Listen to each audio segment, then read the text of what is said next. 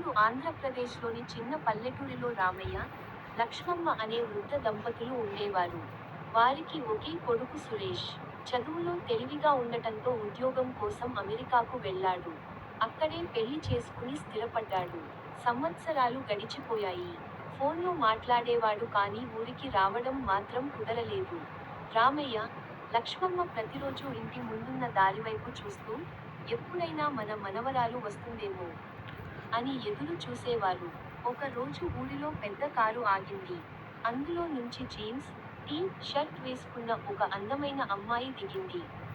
తాతయ్య, నానమ్మ అంటూ పరుగెత్తుకుంటూ వచ్చి ఇద్దరినీ గట్టిగా కౌగిలించుకుంది. ఆమె పేరు మాయా. అమెరికాలో పుట్టి పెరిగిన సురేష్ కూతురు. మొదట్లో ఆమెకు తెలుగు సరిగా రాదు. గ్రామ జీవితం కూడా కొత్తగా అనిపించింది. చేతితో అన్నం తినడం రాదు. బావి నీళ్లు తీయడం రాదు. ఆవులు, కోళ్లు చూసి భయపడేది. గ్రామ పిల్లలు ఆమెను చూసి నవ్వేవారు. కానీ లక్ష్మమ్మ ఒక్క మాట చెప్పింది. మన సంస్కృతి నేర్చుకుంటే నీ జీవితాంతం గర్వపడతావు అమ్మా.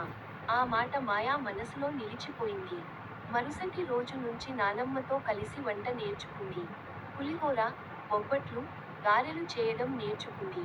తాతయ్యతో కలిసి పొలానికి వెళ్లి వ్యవసాయం ఎలా చేస్తారో తెలుసుకుంది. రోజులు గడుస్తుండగా మాయా పూర్తిగా మారిపోయింది. గ్రామ పిల్లలకు ఇంగ్లీష్ నేర్పేది. వారు ఆమెకు తెలుగు నేర్పేవారు. అందరూ మంచి స్నేహితులయ్యారు.